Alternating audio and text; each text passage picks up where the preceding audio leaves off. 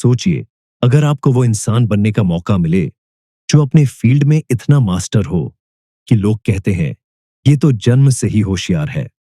पर सच्चाई ये है कि कोई भी मास्टर पैदा नहीं होता, वो बनता है। और कैसे बनता है, इसी का जवाब देती है रॉबर्ट ग्रीन की जबरदस्त किताब मास्टरी। एक ऐसी किताब जो बताती है कि कैसे Mozart, da Vinci, Benjamin Franklin और मॉडर्न अचीवर्स जैसे एलोन मस्क, सेरेना विलियम्स ने मास्टरी पाई और आप भी पा सकते हैं। तो चलिए दोस्तों, आज हम इस शानदार किताब को कहानी और उदाहरणों के साथ डिकोड करते हैं, बिल्कुल आसान और मजेदार अंदाज में। क्या आपने कभी महसूस किया है कि दुनिया आपसे कुछ अलग चाहती है, कि आप भीड़ का हिस्सा बन गए हो, पर दिल कुछ और चाहता है? रॉबर्ट कहते हैं कि हर इंसान के अंदर एक लाइफ टास्क छुपा होता है, एक ऐसा काम जो सिर्फ उसी इंसान के लिए बना है, वो काम जिसमें वो खो जाता है और दुनिया को कुछ खास देने की ताकत रखता है। पर अफसोस, ज्यादातर लोग इस इनर कॉलिंग को कभी पहचान ही नहीं पाते, क्योंकि हम बचपन से ही सुनते आए हैं, इंजीनियर बनो, डॉक्टर बनो, सेफ जॉब लो, पर कोई ये नहीं पूछता कि तुम्हें क्या करना पसंद है। लियोनार्डो दा विंसी जब छोटे थे तो स्कूल की किताबों में उनका मन नहीं लगता था, पर जैसे ही वो पेड़ के पत्तों की बनावट या पानी के बहाव को देखते, वो उसमें खो जाता। उसे समझ नहीं आता था क्यों, पर उसे ऐसा लगता था मानो वो इन चीजों से बातें कर सकते हैं।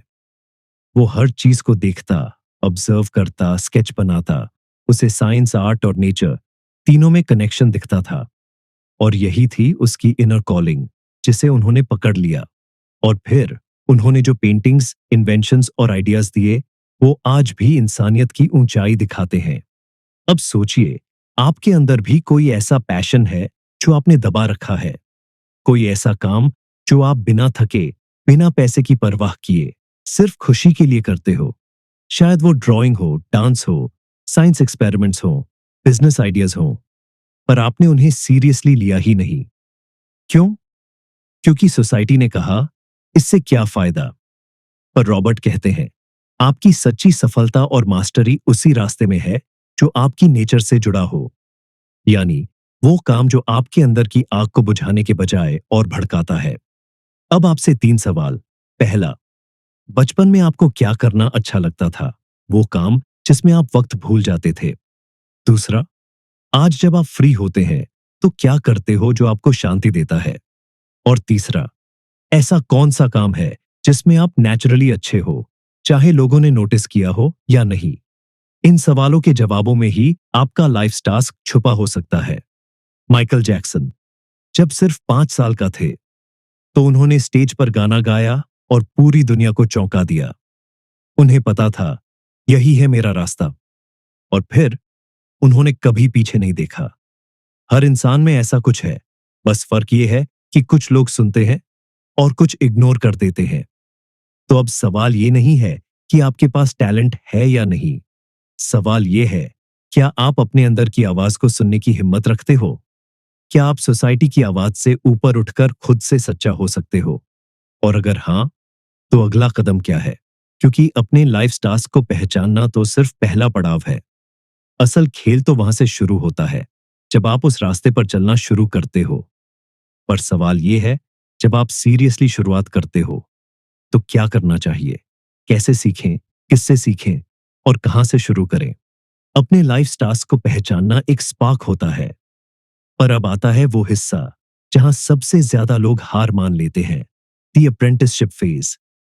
ये वो समय है जब आपको ग्राउंड रियलिटी का सामना करना पड़ता है, जहां थ्योरी नहीं, प्रैक्टिस बोलती है, जहां आप सीखते हैं, गिरते हैं, उठते हैं और फिर से सीखते हैं। रॉबर्ट कहते हैं, मास्टरी का असली आधार यही फेज है, और ये फेज बोरिंग, फ्रस्ट्रेटिंग और स्लो हो सकता है, लेकिन इसी में ताकत है। बेंजामिन फ्रैंकलिन ने शुरुआत की एक छोटे से प्रिंटिंग शॉप से। वो सबसे पहले आ जाते और सबसे बाद में जाते। वो सिर्फ काम नहीं करते थे, वो ऑब्जर्व करते थे कैसे लोग काम करते हैं, कैसे मशीन्स चलती हैं, कैसे बिजनेस डिसीजंस लिए जाते हैं, क्योंकि उसे पता था यही असली सीख है, और यही एटीट्यूड उन्हें मास्टर बना गया। इस फेज में 3 चीजें आम होती हैं। पहला, लो स्टेटस, लोग आपको जूनियर समझते हैं। दूसरा, रेपिटेशन, वही बोरिंग काम बार बार। और तीसरा, क्रिटिसिज्म, हर कोई आपको सुधारने की कोशिश करता है। पर यही 3 चीजें आपके अंदर डिसिप्लिन, पेशेंस और रियल वर्ल्ड अंडरस्टैंडिंग डालती हैं। रॉबर्ट कहते हैं, आपको वास्तविकता के सामने झुकना होगा, तभी आप उसे आकार देना सीख सकते हैं। आज हम विराट कोहली को एक लेजेंड मानते हैं, पर शुरू में उन्होंने घंटों घंटों नेट्स में बॉल प्रैक्टिस की, फिटनेस पर काम किया, सीनियर्स से डांट खाई, फेलियर्स देखे, पर उन्होंने इस लर्निंग फेज को कभी अवॉइड नहीं किया। वो ईगो से नहीं, लर्निंग से ड्रिवन थे। इस फेज में आपका माइंड रिवायर होता है। आपको एक नई भाषा, नई वर्ल्ड व्यू और नए इमोशनल पैटर्न्स अडॉप्ट करने पड़ते हैं। आपकी आइडेंटिटी बदलती है। मैं कुछ नहीं जानता से लेकर मैं कुछ सीख सकता हूं तक। और ये शिफ्ट ही आगे जाकर आपको अनस्टॉपेबल बनाती है। अप्रेंटिसशिप को कैसे अपनाए? पहला, ईगो को मारो, स्टूडेंट बनो। जो जानता है वो भी सीखता है, और जो सीखता है वही जीतता है। दूसरा, ऑब्जर्व करो, हर चीज को ध्यान से देखो। लोग कैसे डिसीजंस लेते हैं, काम कैसे फ्लो करता है। तीसरा, पेशेंस रखो, आज की मेहनत कल का कॉन्फिडेंस बनती है। चौथा, फीडबैक को गिफ्ट समझो, चाहे कोई भी कैसे भी बोले, सीखने का एंगल खोजो। पांचवा, खुद के छोटे प्रोजेक्ट्स बनाओ, हर सीख को प्रैक्टिकल बनाओ, चाहे वो ब्लॉग हो, एक ऐप हो या एक सॉन्ग। अप्रेंटिसशिप वो सीमेंट है जो आपकी फाउंडेशन को मजबूत बनाती है। बिना इस फेज को एम्ब्रेस किए आप ऊपर जा ही नहीं सकते। हर मास्टर जिसने इतिहास रचा है, उसने ये स्टेज बिना शॉर्टकट के पूरा किया है। अब सोचिए, अगर आप इस लर्निंग जर्नी में अकेले नहीं हो, अगर कोई ऐसा हो जो आपकी गलतियों से पहले ही आपको गाइड कर दे, तो आप कितनी जल्दी ग्रो कर सकते हो? क्या हर अप्रेंटिस को मेंटोर की जरूरत होती है? और अगर हां, तो एक सही मेंटोर को कैसे पहचाने और कैसे उस पावर को अब्सॉर्ब करे बिना अपनी आइडेंटिटी खोए? अप्रेंटिसशिप फेज में आप अकेले चलते हैं, लेकिन कुछ वक्त बाद जिंदगी एक ऐसा दरवाजा खोलती है जहां आपको कोई ऐसा इंसान मिलता है जो वहां पहुंच चुका होता है जहां आप जाना चाहते हो। उसे कहते हैं मेंटर। और रॉबर्ट कहते हैं, एक मेंटर निपुणता प्राप्त करने का शॉर्टकट है। लेकिन असली सवाल यह है, क्या मेंटर सिर्फ सिखाते हैं, या फिर उनकी एनर्जी, उनकी सोच, उनका एक्सपीरियंस आपके अंदर साइलेंटली ट्रांसफर होता है? स्टीव जॉब्स जब रीड कॉलेज में थे, तब उनकी मुलाकात हुई एक कैरिज्मेटिक इंसान से, रॉबर्ट फ्राइडलैंड। वो सिर्फ एक ऑर्चर्ड का मालिक था, लेकिन उनकी एनर्जी, उनका बोलने का अंदाज, उसकी विजन, सब कुछ हिप्नोटिक था। जॉब्स ने कहा, उसने मुझे सिखाया कि रियलिटी को बेंड कैसे किया जा सकता है। यानी एक मेंटोर आपके दिमाग की बाउंड्रीज को तोड़ देता है। उनका स्टाइल, उनकी अप्रोच, उनका माइंडसेट आपके अंदर उतर जाता है। अगर आप ओपन हो अब्सॉर्ब करने के लिए, मेंटोर आपको सिर्फ रास्ता नहीं दिखाते, वो आपको सोचने का तरीका सिखाते हैं। कैसे फेलियर्स को हैंडल करें, कैसे कॉम्प्लेक्स प्रॉब्लम्स को सिंपल किया जाए, कैसे बड़े डिसीजंस लिए जाएं, ये सब आप ऑब्जर्व करते हो। और धीरे धीरे उनका पावर ऑफ परसेप्शन आपकी सबसे बड़ी ताकत बन जाती है। एक डांसर जब सीखता है, तो वो पहले अपने गुरु के हर स्टेप को कॉपी करता है। धीरे धीरे वो मूव्स उसके मसल मेमोरी में उतरते हैं। फिर एक दिन वो अपनी स्टाइल बनाता है जो गुरु से इंस्पायर्ड होती है, पर खुद की ओरिजिनलिटी रखती है। यही है अब्सॉर्ब देन ट्रांसेंड। मेंटरशिप को कैसे अप्रोच करें? पहला, सीखने के लिए तैयार रहें, साबित करने के लिए नहीं। मेंटर के सामने खुद को स्मार्ट दिखाने की कोशिश मत करो, उनसे खुद को खोलकर सीखो। दूसरा, ऑब्जर्व एवरीथिंग। मेंटर क्या कहते हैं, उससे ज्यादा इंपॉर्टेंट है वो कैसे सोचते हैं। तीसरा, ईगो को एक कोने में रखो, क्रिटिसिज्म को गिफ्ट की तरह लो। मेंटर की सख्ती में भी लर्निंग है। चौथा, क्वेश्चन पूछो, पर रिस्पेक्ट के साथ। मेंटरशिप एक बातचीत है, सिर्फ लेक्चर नहीं। पांचवा, खुद को उनके मुकाबले छोटा महसूस मत करो। वो इंसान है, भगवान नहीं। फर्क सिर्फ नॉलेज और अनुभव का है, और वो आप भी पा सकते हो। कई बार मेंटोर हमेशा आपके साथ नहीं रहते, वो सिखाकर चले जाते हैं, पर जो वो दे जाते हैं वो लाइफ लॉन्ग चलता है। मेंटोर आपको उड़ना नहीं सिखाते, वो बस वो डोरियां काटते हैं जो आपको जमीन से बांधे रखती है। लेकिन अब सवाल ये है, मान लो आपने लाइफ टास्क पहचान लिया, सीखा भी और मेंटोर से विजडम भी अब्सॉर्ब कर ली, पर जब आप इस दुनिया में अपने काम को ले जाते हो, तब क्या होता है जब लोग आपको समझते ही नहीं, या आपके आइडियाज को रिजेक्ट कर देते हैं, या कोई आपके खिलाफ प्लॉटिंग करता है? मास्टरी का अगला रियल टेस्ट वहीं शुरू होता है। दुनिया के साथ तालमेल बिठाना, पॉलिटिक्स को समझना और सोशल इंटेलिजेंस से खुद को बचाना। आपका काम स्ट्रांग है, आपकी मेहनत सच्ची है, आपने सीखा भी है, मेंटर से गाइडेंस भी ली है, लेकिन फिर भी लोग आपको समझते नहीं, सपोर्ट नहीं करते, बल्कि आपको नीचा दिखाते हैं। क्यों? क्योंकि दुनिया सिर्फ स्किल से नहीं चलती, दुनिया चलती है सोशल इंटेलिजेंस से। रॉबर्ट कहते हैं, मास्टरी का असली टेस्ट तब आता है जब आप अपनी नॉलेज को दुनिया में अप्लाई करते हो, और वहां लोग, पॉलिटिक्स, मैनिपुलेशन और मिसअंडरस्टैंडिंग से भरी होती है। निकोला टेस्ला, एक जीनियस साइंटिस्ट, विजनरी इन्वेंटर, उन्होंने एसी करंट बनाया जो आज पूरी दुनिया यूज करती है, पर उनकी पूरी जिंदगी गलत लोगों से धोखा खाने, फेम के लिए तरसने और अकेले कमरे में बीती। क्यों? क्योंकि टेस्ला सोशल इंटेलिजेंस में वीक थे। दूसरी तरफ थॉमस एडिसन, उससे कम टैलेंटेड पर सोशल गेम का मास्टर। उन्होंने टेस्ला का काम तक दबाया और खुद का नाम बना लिया। याद रखो, टैलेंट के साथ सोशल इंटेलिजेंस ना हो तो दुनिया तुम्हारे आइडियाज को बिना थैंक्स लिए चुरा लेती है। सोशल इंटेलिजेंस का मतलब है लोगों के इरादों को पढ़ना, उनके इमोशंस को समझना और अपने रिएक्शंस को कंट्रोल करना। ये जानना कि कब बोलना है और कब चुप रहना है। ये 4 लेयर्स होती हैं सोशल इंटेलिजेंस की।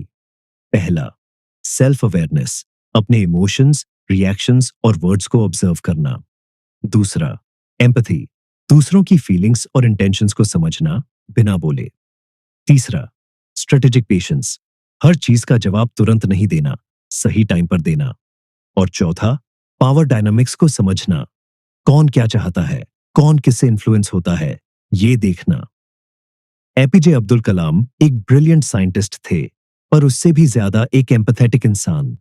उनकी कम्युनिकेशन में वार्मथ था, उनकी बातों में रिस्पेक्ट था। वो अपने आइडियाज को लोगों तक इस तरह पहुंचाते थे कि लोग नेचुरली जुड़ जाते थे।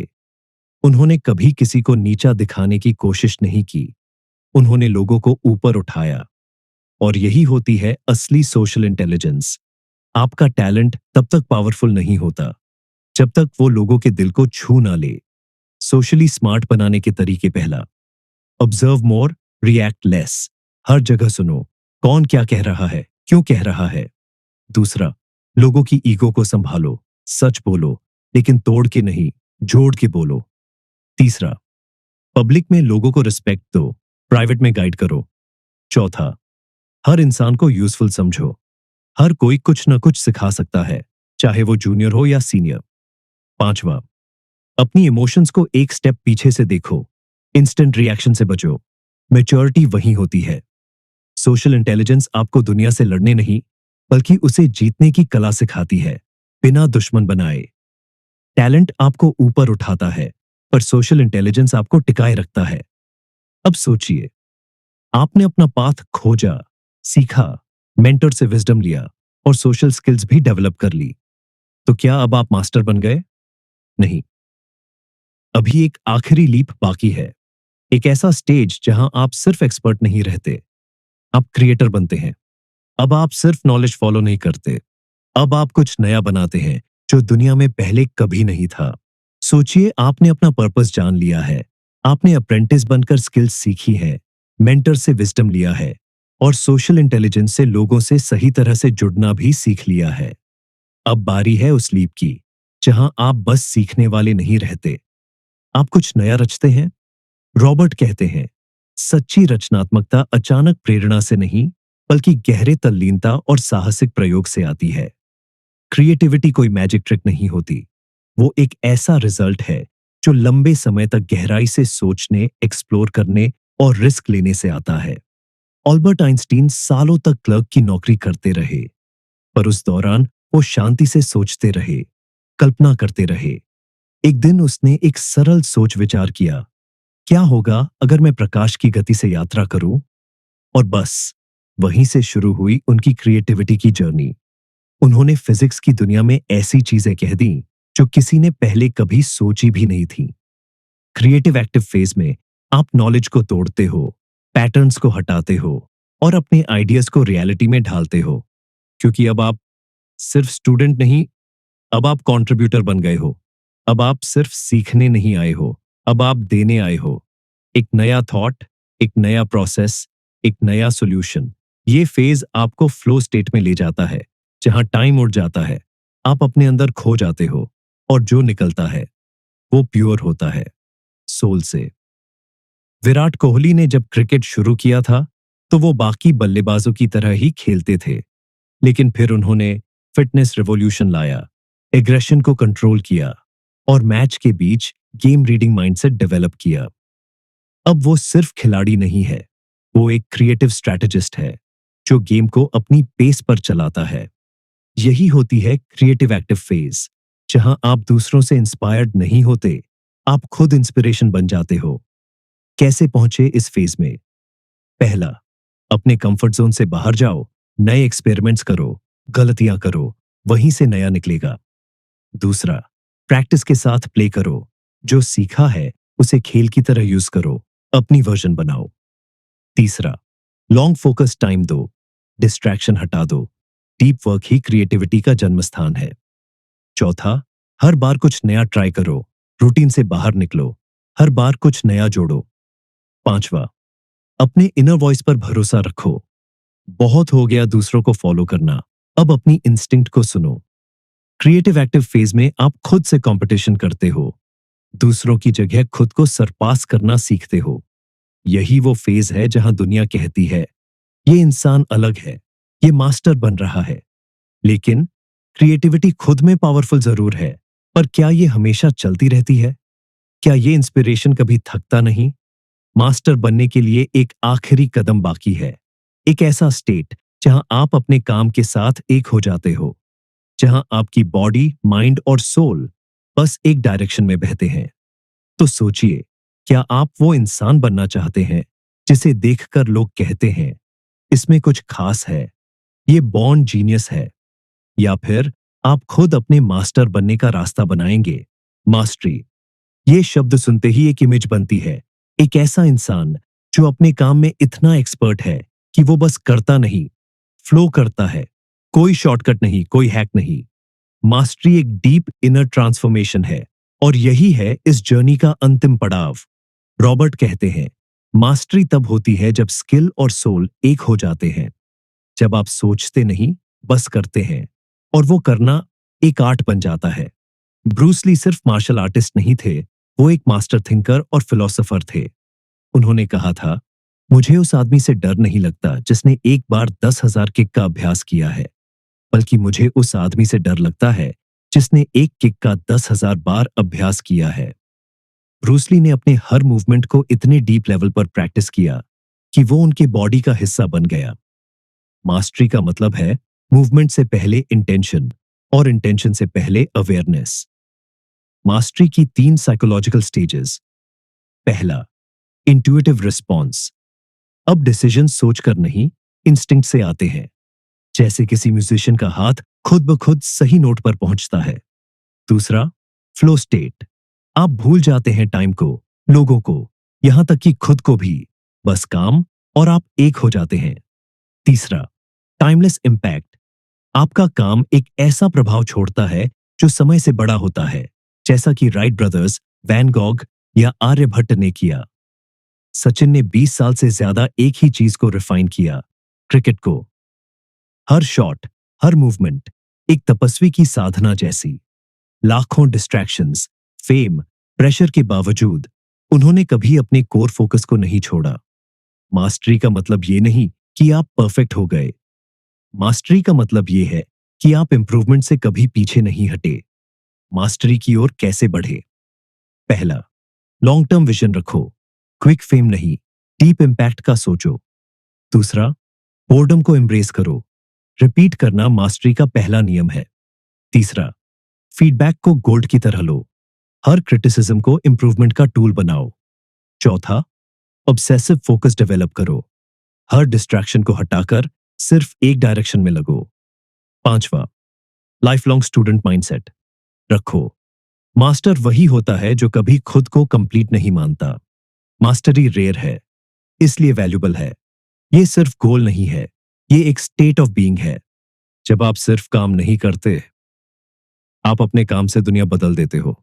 अब सोचिए, आपने पर्पस पहचाना, सीखा, अप्रेंटिस की तरह, मेंटोर से विजडम ली, सोशल इंटेलिजेंस से लोगों को समझा, क्रिएटिविटी से कुछ नया रचा, और अब आप मास्टरी की स्टेट में पहुंच चुके हो। लेकिन अब एक सवाल रह गया है, क्या आप इस मास्टरी को दुनिया के लिए कुछ बड़ा करने में लगाओगे या इसे सिर्फ अपने तक सीमित रखोगे? तो दोस्त, ये थी किताब मास्टरी की जर्नी, लाइफ टास्क से शुरू होकर मास्टर बनने तक। अब सवाल यह है, क्या आप सिर्फ नॉलेज लेंगे या एक्शन भी करेंगे? मास्टरी किसी एक स्किल की नहीं, ये आपके माइंडसेट की जीत है। और याद रखो, ग्रेटनेस कोई लग्जरी नहीं, ये एक चॉइस है। तो आज से, अभी से मास्टर बनने की तरफ पहला कदम बढ़ाओ।